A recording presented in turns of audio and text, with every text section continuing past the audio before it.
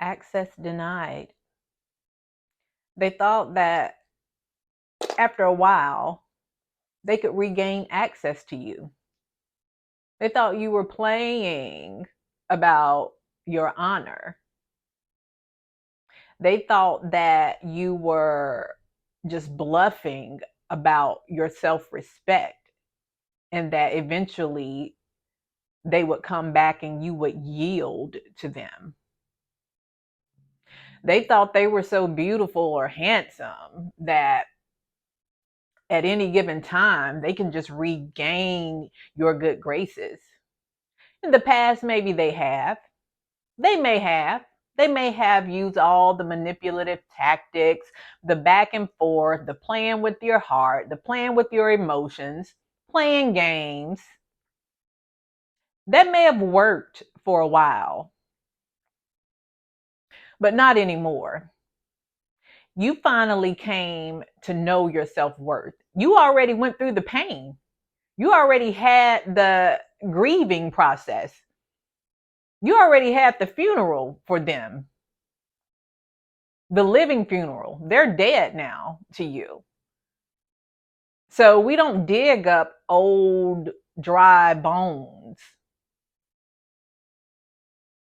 They assume that because the things that you've said to them in the past, that they had the upper hand, that they had the opportunity to receive themselves back into your good graces under that same way of thinking concerning you.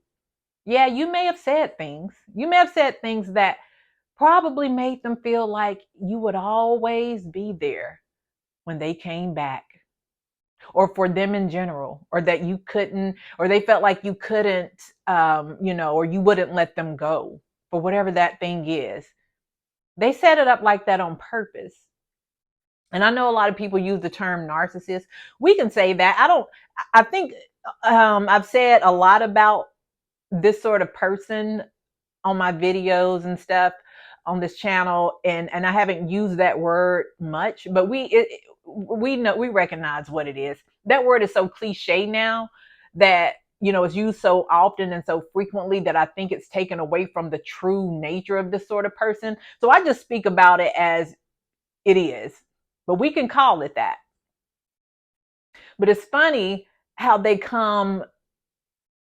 More than likely they've seen, they're probably stalking you somehow anyway on social media.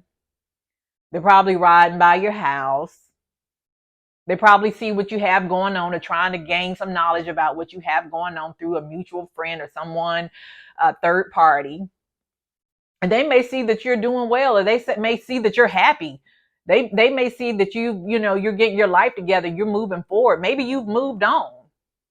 Oh, uh-oh. Now, mind you, they had the opportunity to move forward with you in a positive way, in an honest way, when they were in your company. But they didn't want to do that. They wanted you to be all on the edge and anxious and full of anxiety and uncertainty about where you stood with them. They wanted to keep you just enough where you'd still be interested, but yet not close enough where they had to be accountable. They use words to manipulate and to try to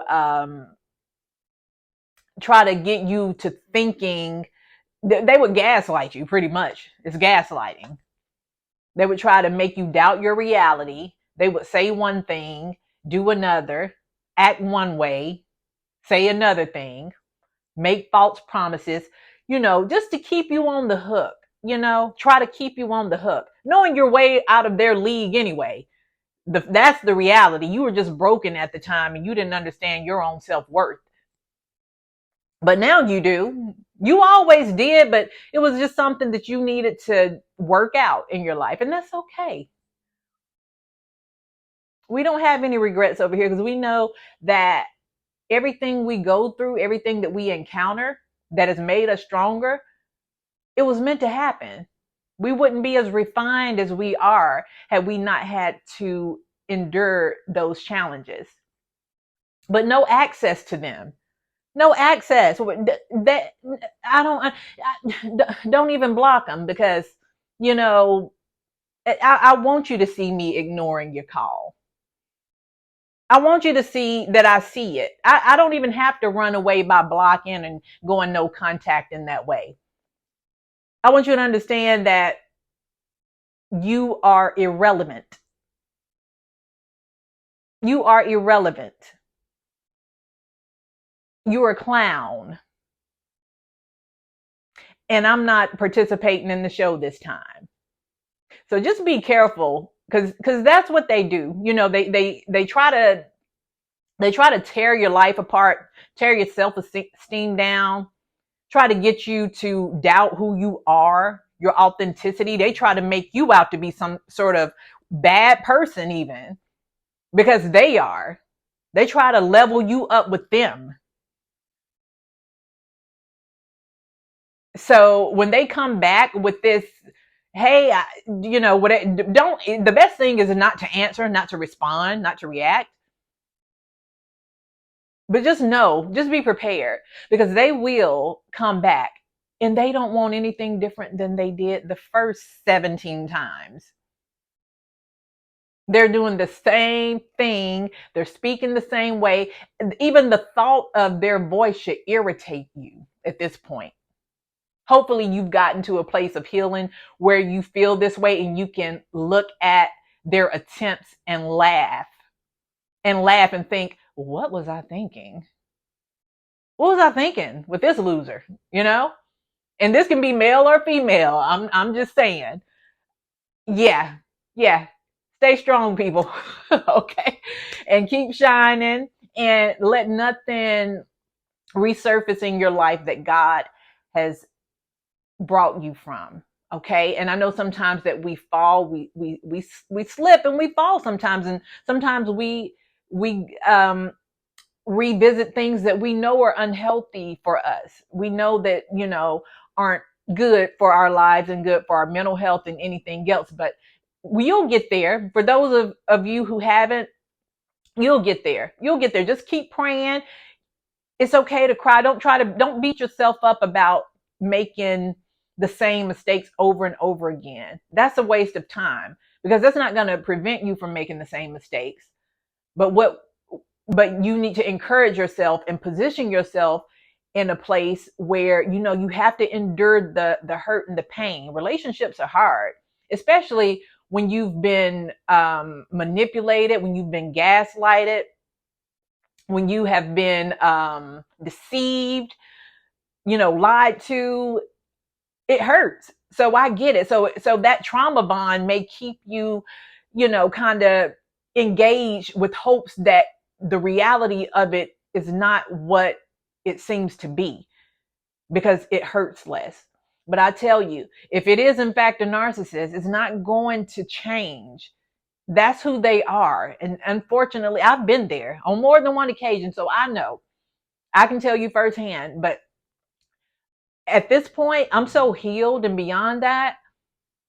I look back at it, the situation, the persons, and then I think, thank God. It's like it never happened. And, you just have to do the work. You have to pull away from it, trust God, cry your tears,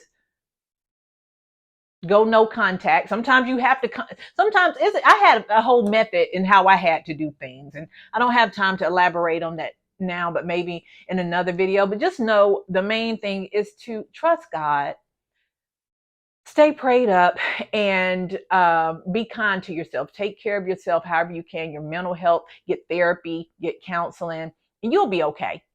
So keep shining, and I'll talk to you all next time. Thank you for tuning in.